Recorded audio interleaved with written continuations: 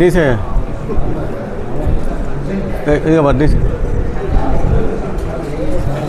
మహానందీశ్వరాయ.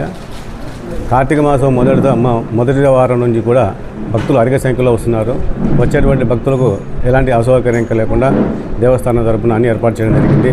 వాళ్ళకు ఉదయం ప్రతి ఆదివారం సోమవారం కూడా భక్తులు ఎక్కువగా వస్తున్నారు కాబట్టి వాళ్ళకు మొన్న పౌర్ణమి గుడికి అంతా బాగా చేశారు. మా సిబ్బంది కానీ, మా అర్చక స్వాములు కానీ, వేద పండితుల వారు కానీ. అలాగే లైటింగ్ 10 సంవత్సరం మాదిరిగా కాకుండా ఈ సంవత్సరం కొత్తగా లైటింగ్ కూడా దేవాలయానికి ఏర్పాటు చేయడం జరిగింది. అలాగే కొత్తగా గంగా హారతులు కూడా 10 సోమవారం ఇస్తున్నాము. అలాగే రేపు 29వ తారీఖు నాడు లక్ష బిల్వార్చన ఉంటుంది. లక్ష బిల్వార్చన దాతల ద్వారా నిర్వహిస్తున్నాము. ఈ లక్ష బిల్వార్చన కార్యక్రమంలో 50 మంది భక్తులు పాల్గొనవలసిందిగా కోరుతున్నాము. అలాగే 30వ తారీఖు నాడు లక్ష కుంకుమార్చన ఉంటుంది. ఈ 2 కార్యక్రమాలు కూడా రేపు 29, 30 తారీఖులు ఉన్నాయి కాబట్టి భక్తులందరూ కూడా స్వామివారి అమ్మవారిని దర్శించుకొని ఈ కుంకుమార్చన లక్ష బిల్వార్చన కార్యక్రమంలో పాల్గొనవలసిందిగా కోరుతున్నాము.